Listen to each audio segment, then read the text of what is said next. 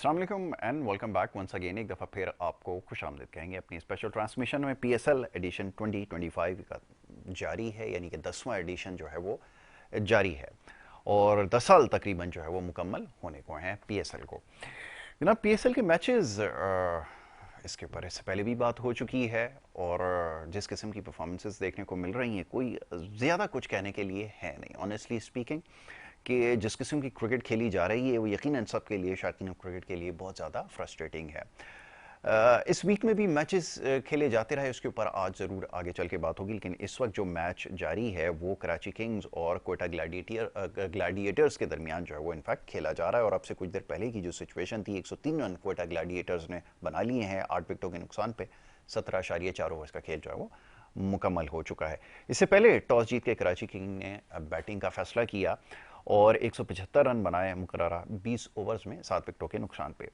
मैं देख रहा था इस पूरी जो बैटिंग है कराची की, उसमें कोई ऐसी परफॉर्मेंस नहीं है मां सिवाय इसके कि इसमें जेम्स विंस ने जो है वो 70 रन अपने बनाए 47 गेंदों पे, 6 चौके और 1 छक्का लगाया। उसके अलावा जितने भी बैटर्स आते रहे वो बड़ी एवरेज बैटिंग उनकी रही है, यानी कि टॉप ऑर्डर में टिम साइफर्ट 27 रन और डेविड वार्नर के 31 रन है और उसके बाद ये जेम्स विंस के 70 रन हैं। तो कोई काबिल ज़िक्र कारकर्दगी सिवाय इसमें जेम्स विंस के और कोई हमें नज़र नहीं आती। बट ये कि 175 एक फाइटिंग टोटल इसको समझा जा सकता है, करने में कामयाब होगा। लेकिन दूसरी तरफ कोयटा ग्लैडिएटर्स की जो टीम है उनकी परफॉर्मेंस बहुत ज़्यादा बिलो एवरेज रही है और ये वो कतई परफॉर्मेंस नहीं है जिसकी तवक्कुआत जो हैं उनसे की जा रही थी। और एक्सपेरिमेंट के बाद फिर एक्सपेरिमेंट होते चले गए और कोयटा ग्लैडिएटर्स ने अपनी जो माजी में जो सीज़न रहे हैं पिछले 2 या 3 सीज़न के अंदर जिस किस्म की कारकर्दगी उनको रही, उसका तसलसल इस वक्त भी जारी है। बहरहाल ये टीम कॉम्बिनेशन जो है इनका, इसके ऊपर बड़ी बात हो रही है। आज यंगस्टर्स को उन्होंने मौका दिया, समाओ एक वक्त पे लग भी रहा था कि उन्होंने कराची की टीम को काफ़ी हद तक पकड़ भी लिया है, लेकिन जेम्स विंस की बैटिंग के बाद एक अच्छा टोटल सेट हुआ और स्टार्ट से ही फिर कोटा ग्लैडिएटर्स की जो बैटिंग है वो फिर कोलैप्स कर गई। इनफैक्ट उनके जो कैप्टन है सऊद शकील, सिर्फ 31 रन उन्होंने बनाए हैं और यही इनके स्टार बैटर सो फार अभी तक हैं। मैच तकरीबन अपने अख्ताम की जानिब है, 12 गेंदों के ऊपर 69 रन जो है वो रिक्वायर्ड हैं। तो ये ऑल इन ऑल आज की परफॉर्मेंस रही है और फिर एक दफ़ा सवाल खड़ा हो गया है क्या ये वो क्रिकेट है जिसको शायकीन क्रिकेट देखना चाहते हैं। और बार बार ये बात हो रही है हर चैनल पे, सोशल मीडिया के ऊपर, कि कराची की ऑडियंस जो है वो क्यों मैच देखने के लिए नहीं आ रही। तो सवाल एक दफ़ा फिर यही है कि अगर इस किस्म की क्रिकेट होगी, दो के कराची की टीम जो है वो, जो कराची के नाम से मंसूब है, I must say winning and के ऊपर ऑलमोस्ट पहुंच चुकी है, बट ये वो क्रिकेट कतई नहीं है जिसको देखने के लिए शायकीन क्रिकेट ग्राउंड्स का रुख करेंगे। इसमें कोई ऐसी चीज़ नहीं है जिसके ऊपर ज़्यादा बात की जाए। बड़ी डिसअपॉइंटमेंट हो रही है जिस किस्म की क्रिकेट खेली जा रही है। इससे पहले एक मैच खेला गया था, दो के किसी हद तक फाइटिंग था, इस्लामाबाद यूनाइटेड वर्सेस मुल्तान सुल्तान, और समहाउ इस्लामाबाद यूनाइटेड की टीम जीतने में कामयाब भी हुई। और अगेन वही फेलियर हमें बैटिंग मुल्तान सुल्तान के नज़र आया कि बड़ा स्कोर चेस करने के लिए गए और एक दफ़ा फिर नाकाम हुए। तो बहरहाल ये इस वक्त सूरत हाल है और इसके ऊपर आज प्रोग्राम में ज़रूर बात की जाएगी, ख़ासतौर पे इस मैच के हवाले से जिसका फैसला आपसे कुछ देर बाद हो जाएगा। और यकीनन मैच जो है वो कराची के पलड़े में है, उनके फेवर में जा रहा है और वो जीतने में भी शायद कामयाब हो जाएंगे। लेकिन क्रिकेट अगेन उसी के ऊपर ज़्यादा जोर दिया जा रहा है कि वो क्रिकेट कतई नहीं है जिसको शौकीन क्रिकेट देखना चाहते हैं। तो जनाब, इसी के ऊपर गुफ्तगू करेंगे। स्टूडियोज़ में हमारे साथ हमारे मौजूद मेहमान यहाँ पे मौजूद हैं, उनको पहले वेलकम करूँगा और उसके बाद फिर उनसे गुफ्तगू होगी। सबसे पहले जो मौजूद मेहमान हैं अवैस यार खान, उनको मैं वेलकम करूँगा, क्रिकेट एनालिस्ट हैं। Thank you so very much Awais for being दस। और उनके साथ तशरीफ़ रखते हैं जनाब सलीम हैदर साहब, और क्रिकेट कोच भी हैं, क्रिकेट को समझते भी हैं और पीसीबी का लेवल 2 का जो कोर्स है वो भी कंप्लीट कर चुके हैं। तो उनसे हमारी इससे पहले भी बात हो चुकी है और K21 न्यूज़ के जो वो डायरेक्टर स्पोर्ट्स भी हैं। तो सलीम साहब को वेलकम। सलीम साहब, thank you so very much once again. पहले जरा अबे साहब, क्रिकेट मैच जारी है और अभी कुछ देर पहले हम बात कर रहे थे कि बार बार लोग शिकायत कर रहे हैं कि ग्राउंड की तरफ जो है वो लोग नहीं आ रहे।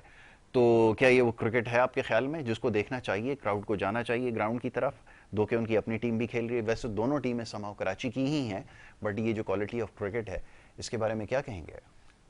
देखें, आप कोई भी इवेंट ऑर्गेनाइज करते हैं ना, तो लोगों को आपको मोटिवेट या रीज़न देना पड़ता है कि वो उस इवेंट में शिरकत करें। एग्जैक्टली।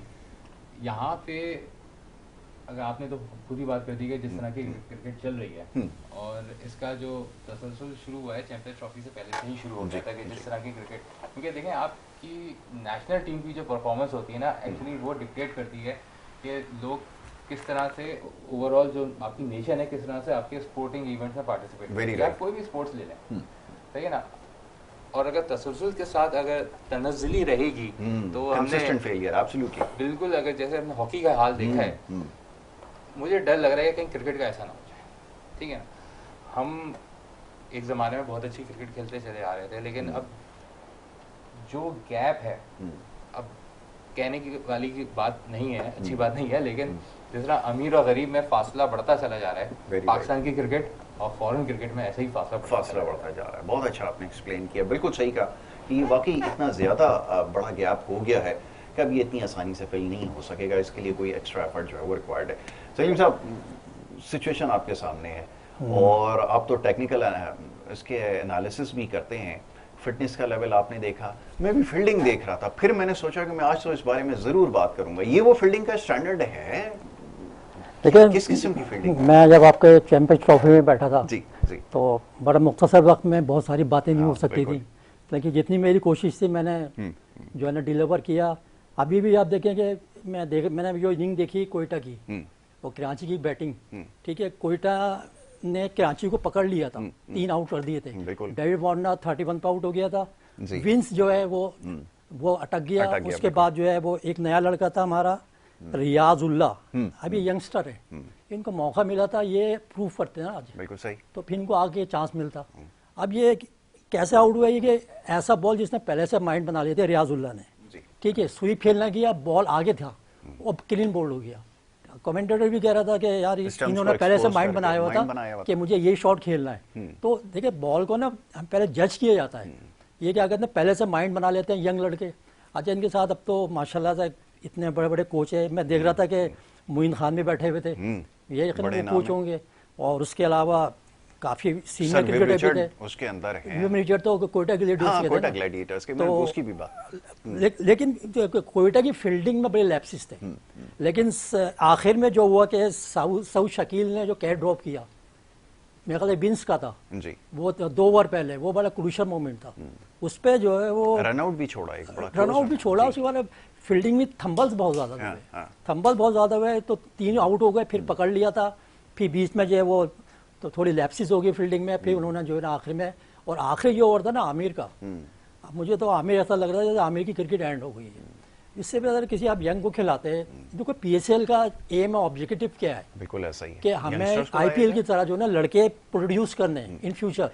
हमें तो ऐसा लग रहा है जैसे सलमान इकबाल ने कराची की टीम को लिया हुआ है, और जो है इसी तरह कोयटा ग्लैडिएटर्स को नदीम उमर साहब ने, अब उन दोनों की लगता है कि आपस में टसल चल रही थी, मैच ऐसे ही हो रहा था कि सलमान इकबाल वर्सेस नदीम उमर, लेकिन लग नहीं रहा था जैसे ये पीसीबी टैलेंट हंट को पिक करने के लिए जो ये मैचेस करवा रहे हैं। तो ज्यादा लड़के जो है ना वो इतने, अब देखिए ये डेविड वार्नर की बात कर रहा हूँ, ये 2 मैच में इन्होंने कुछ भी नहीं किया, आज के मैच में इसने 31 किए, ठीक है, ये पहले गए आईपीएल में, रिटायर हो गए, मैं कहता 45 को तो हो गया तकरीबन, इनको आईपीएल में जो है ना कंसिडर नहीं किया, ये पाकिस्तान में आ गए, पीएसएल ज्वाइन कर ली।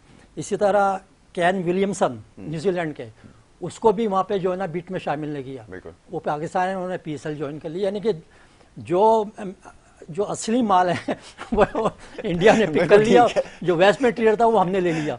अब उनके साथ जो यंग लड़के खेल रहे हैं ना, वो यंग लड़के मोटिवेट नहीं हो रहे, ठीक है। अच्छा, मेरी अपनी ये ओपिनियन है, देखे पाकिस्तान अंडर-19 की टीम जो अभी खेल रही है करंट, उसका कप्तान है मिर्जा साद बेग। कल मैंने यूट्यूब में देखा कि साद बेग को चांस देंगे, मैं काफ़ी दिन से सोच रहा था कि यार मैं किसी को अप्रोच करूँ कि साद बेग को चांस दे, जो पाकिस्तानी अंडर-19 खेल रहे हैं, बिल्कुल सही, ठीक है, उसका नाम आया, लेकिन मैंने देखा कि आज कोई और खेल रहा है, विकेट कीपिंग कर रहा है।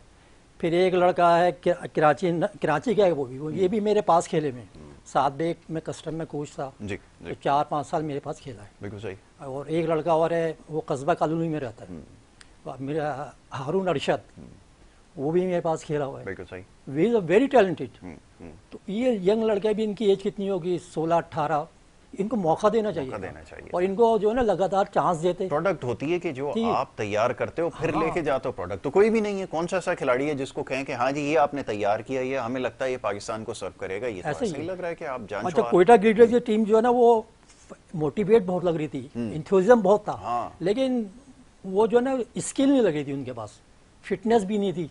तो ऐसा लग रहा था जैसे ये सिर्फ अपनी टीम बनाई हुई, जैसे नदीम उमर ने वो खरीदी हुई है और असम वो अपने जाती टीम बना रहे हैं। बिल्कुल सही, पाकिस्तान के लिए नहीं हो रही है। बिल्कुल सही। तो इसको चाहिए पाकिस्तान क्रिकेट बोर्ड को कि इन सबको बिठाएं, जो फ्रेंचाइज है उनको बताएं कि हमारा ऑब्जेक्टिव और एम क्या है इन फ्यूचर, करना क्या है, करना क्या है। हमें तो फ्यूचर के टैलेंट हंट पे लेकर आओ ना, प्लेयर को क्या टैलेंट प्रोड्यूस करना है ना, हमें कोई जाते का काम तो नहीं करना नहीं है। क्लब क्रिकेट तो नहीं हो रही, क्लब तो क्रिकेट नहीं हो रही। अच्छा, क्लब क्रिकेट भी होती है, वो भी सारे आगे के लिए होती है, ये तो लगता है कि अपने सिर्फ जाती नाम के लिए हो रही है। बिल्कुल ऐसा ही, वेरी राइट।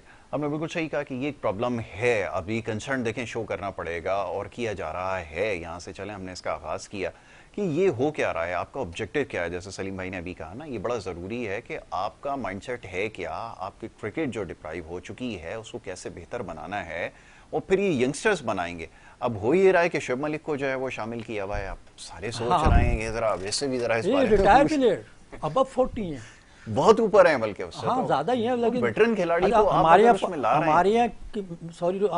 फिनोमेना ये है कि मैं खुद क्रिकेट में 40 साल से हूँ, मैं भी डिपार्टमेंट से खेला, कराची से खेला सर। हर लड़का पे हमारे दौर में 2 साल उम्र कम करवाता था, अब जो है ना मैंने देखा 6 से 8 साल कम कराते कम हो रही है।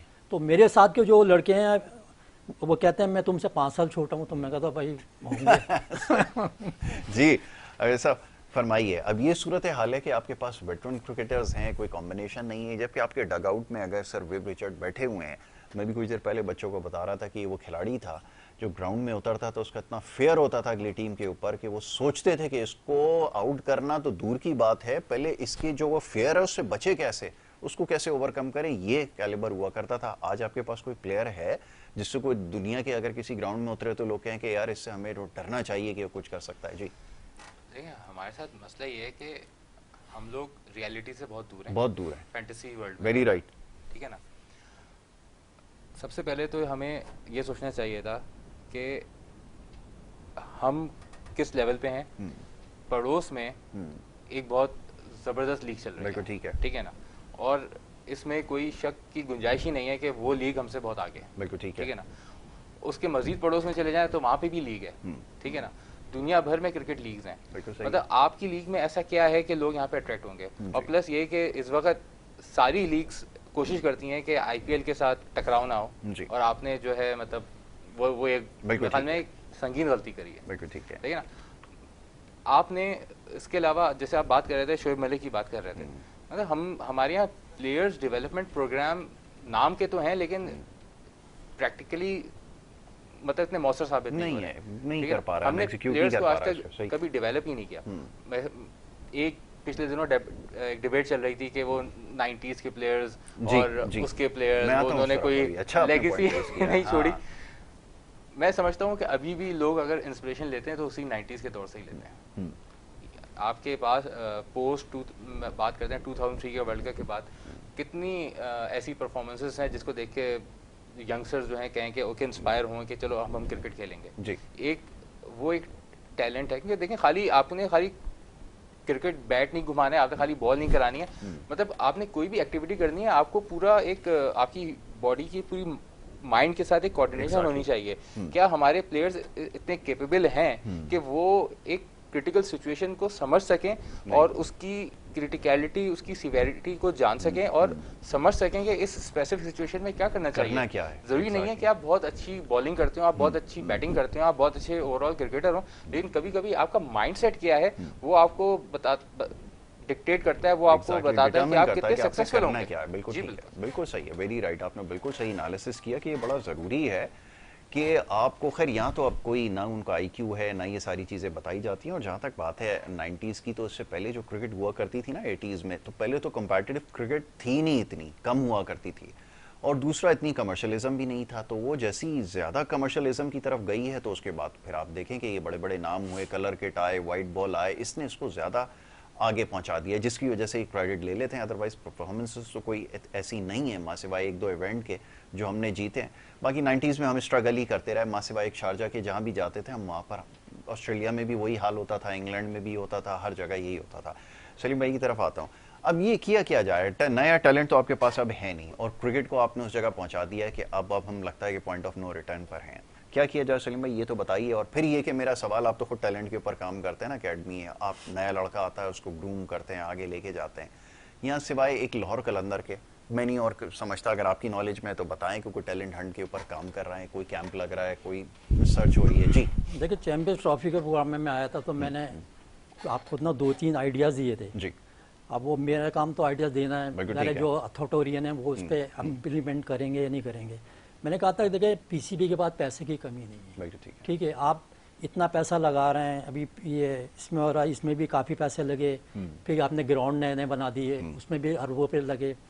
आप उस पैसे को जो है ना ग्रास रूट लेवल पे खर्च करें। अब मैं एक चीज़ मैं और बताऊँ, आप देखिए जितने भी पीसीबी ने कोच एजुकेशन प्रोग्राम कंडक्ट किए हैं, मैंने वहाँ से लेवल 2 किया, मैंने वहाँ से फिटनेस ट्रेनर का भी कोर्स किया पीसीबी से, फिर मैंने कराची यूनिवर्सिटी से एमएससी स्पोर्ट्स साइंसेस किया, फिर मैंने यूएसए से साइंस ऑफ एक्सरसाइज में भी कोर्स किया, उसके बाद मैंने स्पोर्ट डाइट न्यूट्रिशन में भी किया, उसके अलावा मैंने बेइंतहा कोर्सेज कर लिए। मेरा ये कोचिंग में 22 साल है, ठीक है, 14 इयर्स मैंने कस्टम में कोचिंग की, स्टी मिल से खेला, पैटर्न ट्रॉफी में 2008 में मैं वहाँ का कोच भी था। स्टी मिल बंद हो गई, फिर मैंने अपनी ज़ाती एकेडमी खोल ली जो तो मैं भी रन कर रहा हूँ। मेरा कहने का मकसद ये है कि पीसीबी जब कोच कंडक्ट कर रही है, उनके पास सारा जो है ना वो प्रोफाइल है हर लड़के की, बिल्कुल सही, और कि ये लड़का को हमने ये कोच में हमने सेलेक्ट किया है। पहली बात तो ये कि मैंने जब कोच में अपेयर हुआ था लेवल 1 लेवल 2 और स्ट्रेंथ कंडीशनिंग मैंने कोर्स किए, तो आप यकीन करें कि इनरेलीवेंट लड़के ज़्यादा थे।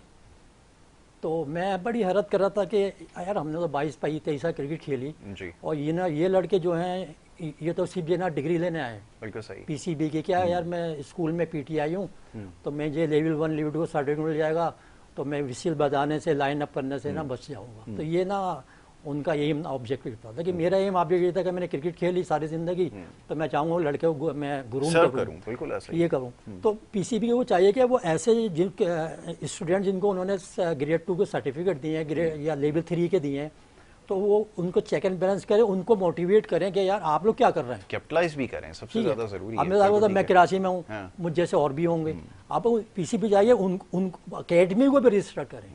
अभी तो सिर्फ इन्होंने क्या किया, जोन के क्लब हैं उनको रजिस्टर कर लिए, मेरे 2 क्लब हैं, ठीक है, मैंने रजिस्टर करवाए तो पता चला उसको ना परमिटेड क्लब में डाला है, एफिलेटेड भी नहीं किया, जबकि मैंने सारी क्रिकेट खेली हुई, जोन 6 जोन 2, ठीक है, मैं कोच भी हूँ। तो मुझे जैसे वो चाहिए जो हाई क्वालिफाइड है, तो उसके क्लब को आप जो है ना डायरेक्ट लेते हैं एफिलेटेड में। बिल्कुल सही है। तो उस जोन के सदर सेक्रेटरी साहब ने एक तो रजिस्टरिंग कर रहे थे, अब मैं उनका नाम नहीं लेना चाहता, उनकी बड़ी मेहरबानी की उन्होंने क्या ना नॉन एफिलेटेड में भी मेरे क्लब इंटर कर लिया।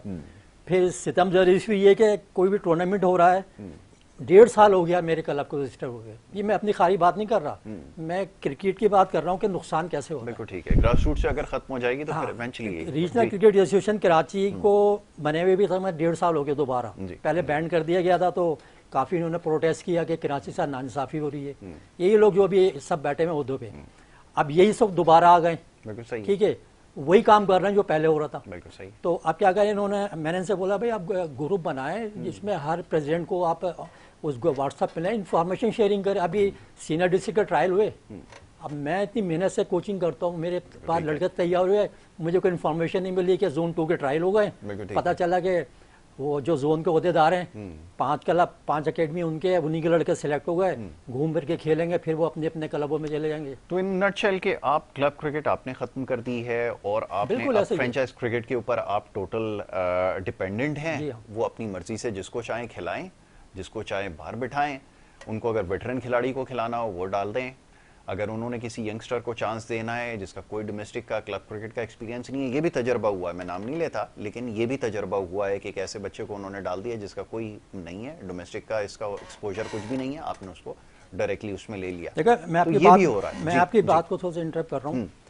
अभी देखें, ये एक जो है ना लड़का की रिपोर्ट की है अंपायर हसन रजा ने जी। कोयटिया गिलेटियर्स का। Usman Tariq mystery bowling action है उसका, जी, ठीक है, मिस्ट्री बॉलर है, यानी कि कुछ भी कर सकते हैं, लेग स्पिन की तरह ऑफ स्पिन कर देगा, ऑफ स्पिन लेग स्पिन कर देगा। हाँ।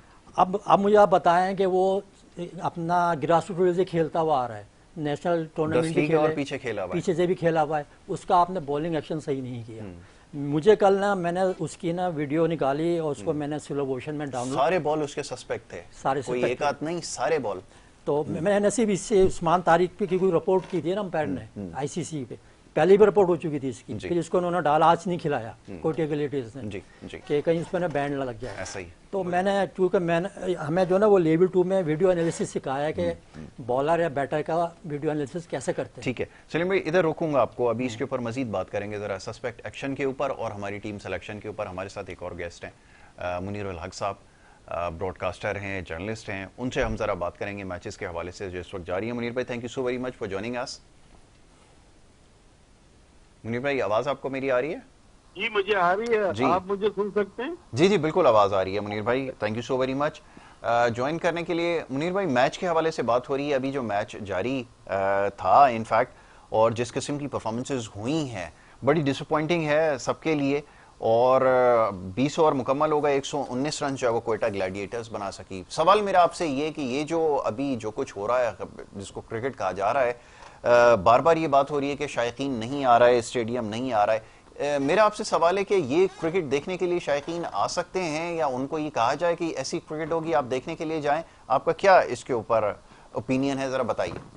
नहीं बिल्कुल, मैं खुद अभी अभी निकला हूँ स्टेडियम से, मैं प्रेस बॉक्स में था और हम यही बात कर रहे थे कि जब इस तरह की मैचेस होंगे बिल्कुल वन साइडेड, तो जो क्राउड आ रहा है जो ऑलरेडी बहुत कम है पीएसएल के एतबार से, तो वो तो फिर नहीं आएंगे मैच देखने। अभी तक आप जितने भी मैचेस देखें सिवाय एक मैच के जो कराची मुल्तान का था, ज्यादातर मैचेस जो है ना वो जब दूसरी टीम बैटिंग कर रही है तो वो बिल्कुल वन साइडेड हो जाता है। तो इस तरह से वाकई बिल्कुल आपने सही कहा, बहुत ही कोई शौकीन है वो अगर वो भी आते हैं और इस तरह का मैच देखने, बस मेरे ख्याल दोबारा परसों फिर मैच है कराची इस्लामाबाद का, तो वो सोचेंगे कि जाएं या नहीं जाएं।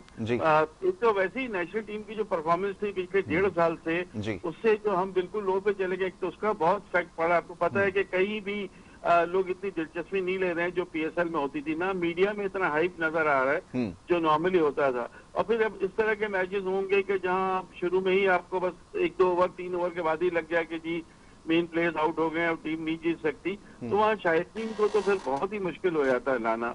अगर ये मैचेस कुछ दिलचस्प होते तो हो सकता है कि होता है, लेकिन कहीं पे भी अभी तक कोई ऐसी चीज नहीं है जिसको पीएसएल के लिए हम कोई अच्छा कहें या पाकिस्तान क्रिकेट के लिए कि पीएसएल की फेवरेबल हो। बिल्कुल ठीक है, बिल्कुल नहीं लग रहा है। मुनीर भाई, एक चीज और मैं अभी देख रहा था, मैं सोच रहा था कि जब इंग्लैंड में स्केड्यूल बनाया जाता है ना क्रिकेट का पूरे साल का, तो वो ये मेक श्योर करते हैं कि सितंबर के बाद ना हो, क्योंकि वो कंड्यूसिव नहीं होता एनवायरनमेंट क्रिकेट के लिए, तो वो उसके बाद क्रिकेट नहीं करते, वो ऑफ सीजन कंसिडर किया जाता है।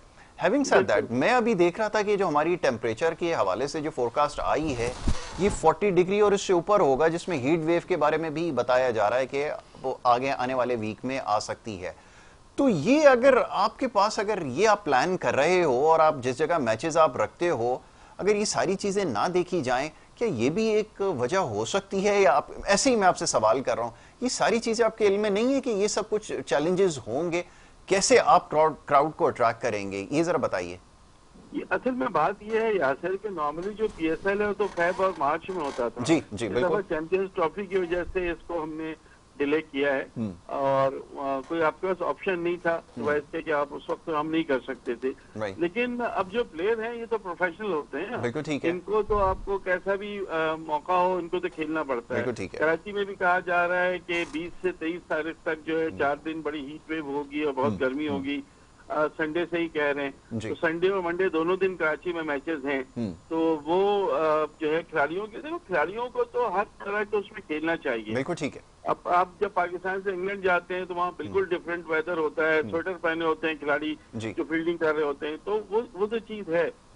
कोशिश तो ये की जाती है कि मार्च में ही हो, क्योंकि ज्यादा अच्छा मौसम होता है, क्राउड के लिए अट्रैक्टिव होता है। लेकिन दोनों चीजें हैं। एक तो जाहिर है इस दफा तो आप उनको कसूरवार नहीं कह सकते क्योंकि जाहिर है वो चैंपियंस ट्रॉफी थी। दूसरा ये कि प्लेयर्स को जो है वो अपने आप को ढालना होता है, बहुत प्रोफेशनल प्लेयर हैं, उनको अपने आप को ढालना होता है।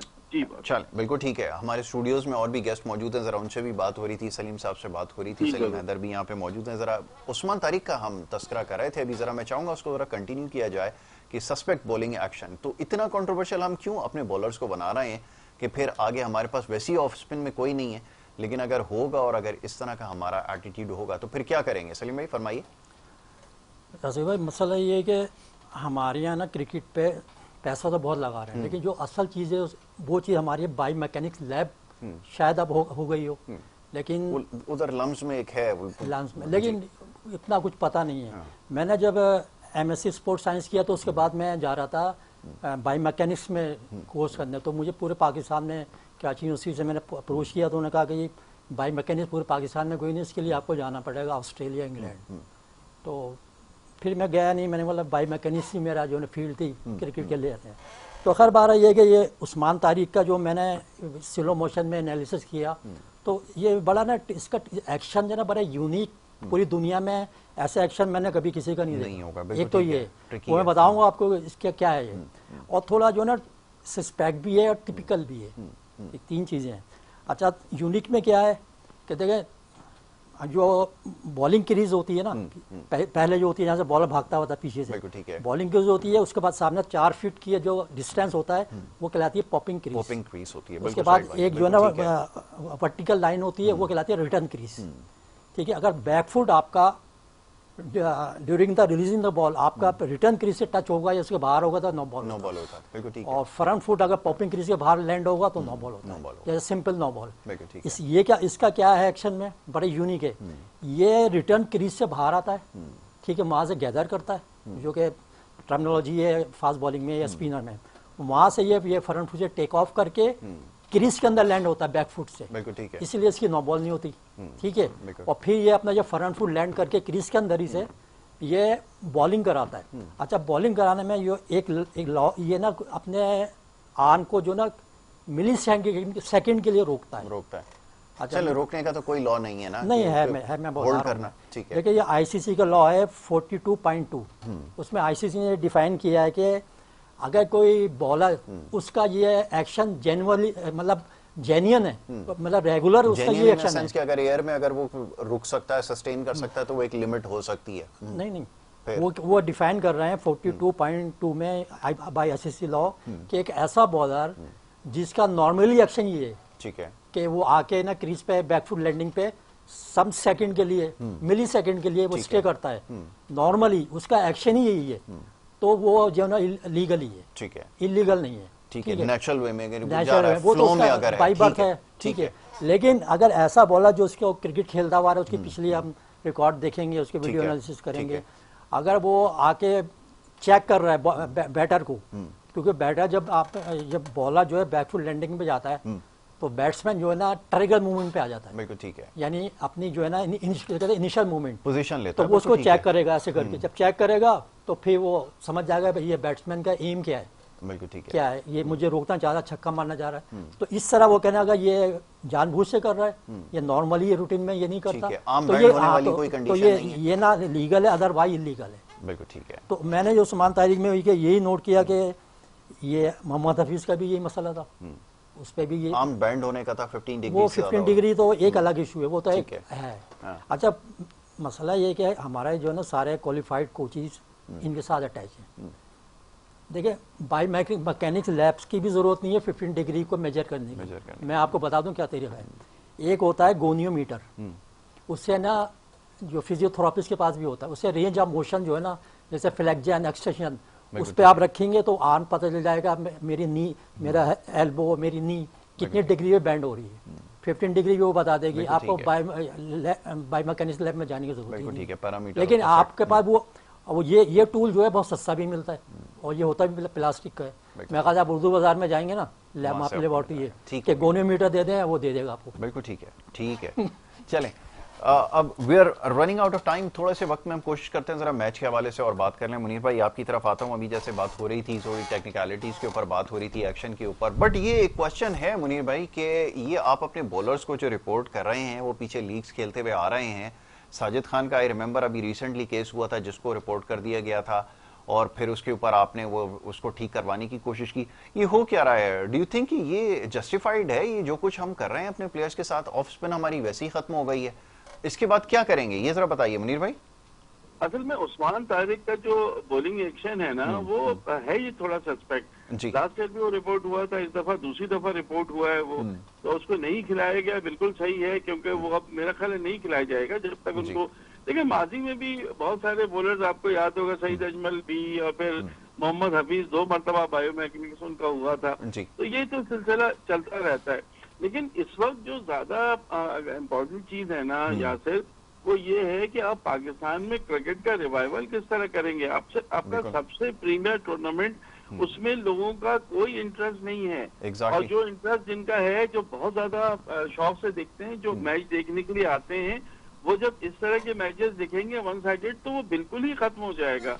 ये तो सीरियस कंसर्न है पाकिस्तान क्रिकेट बोर्ड, इंतजामिया और जिससे लोगों को कि भाई ये नहीं होगा। इस दफा कहीं से किसी में कोई जज्बा और जोश भी नजर नहीं आ रहा। आप देखें जो पीएसएल का होता था एक जोश और जज्बा, वो भी नहीं है। अब चूंकि लास्ट ईयर है, अगले साल फ्रेंचाइजेस भी चेंज हो जाएंगी, प्राइवेट पार्टीज को दिया जाएगा, क्या होगा, इनके पास भी करंट जो ओनर्स हैं इनके पास भी मौका होगा। लेकिन असल जो चीज हमें नजर आ रही है ना कि जो हम मुस्तकिल पाकिस्तान की नेशनल टीम जो है वो खराब कारकर्दगी पेश कर रही है, उसके बाद हमें थोड़ी सी उम्मीद ये थी कि पीएसएल से शायद थोड़ा सा रिवाइवल मिलेगा, लोगों का इंटरेस्ट होगा, यहाँ प्लेयर चलेंगे। लेकिन बाबर आजम का जल्दी आउट हो जाना, मोहम्मद रिजवान सेंचुरी करते हैं फिर भी उनकी टीम नहीं जीतती, ये और कोई प्लेयर नहीं है। मैंने पहले भी आपसे कहा था, जो आपने सवाल पूछा था प्लेयर टू वॉच, 4-4, 5-5 प्लेयर होते थे जिनको प्लेयर टू वॉच कहा जाता था। इस दफा कोई भी नहीं है। एक बॉलर अली रजा थे जिनको हम समझ रहे थे कि इनको देखेंगे, लेकिन उनको भी, उनमें भी वो तक अभी तक वो चीज नजर नहीं आई है। तो चीजें तो समझ में आ नहीं रही है ना।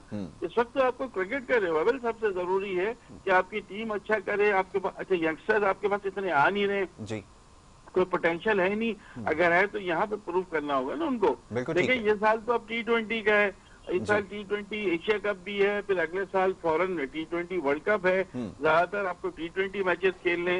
अगर यही हाल रहा तो क्या बांग्लादेश भी हमें वर्ल्ड वॉच करके जाएगी जिस तरह टेस्ट सीरीज में करके गई? हमें तो कहीं पे, हम तो यहाँ पे देख रहे हैं कि रिशाद हुसैन जो उनके बॉलर हैं कितनी अच्छी बॉलिंग कर रहे हैं, तो उनको खेल नहीं पा रहे हैं। तो ये अब सबसे बड़ा इशू इस वक्त ये है पाकिस्तान क्रिकेट के लिए कि उसको किस तरह से ट्रैक पे लाया जाए कि हम थोड़ा सा आगे बढ़े, वरना तो भाई फिर तो आप समझ लें कि एशिया की भी सबसे कमजोर टीम हम है। बिल्कुल इस वक्त टेक्निकली स्पीकिंग बिल्कुल ऐसा ही है, कोई कंफर्म नहीं है कि हम हरा सकें। यू एब्सोल्युटली राइट, बिल्कुल आपने सही कहा कि हम इस वक्त सबसे वीकेस्ट स्पॉट के ऊपर हैं। लास्टली जी अवैस यार खान साहब, गुफ्तगू आप सुन रहे हैं और यही कुछ देर पहले भी मौजूद ज़ेर बहस था। सबका कंसर्न एक ही है कि क्रिकेट को कैसे रिवाइव किया जाए। अगर इस तरह की क्रिकेट होगी, ये क्रिकेटिंग स्टैंडर्ड्स होंगे तो आई एम वेरी सॉरी कि आपके पास फिर कोई होप बाकी नहीं है।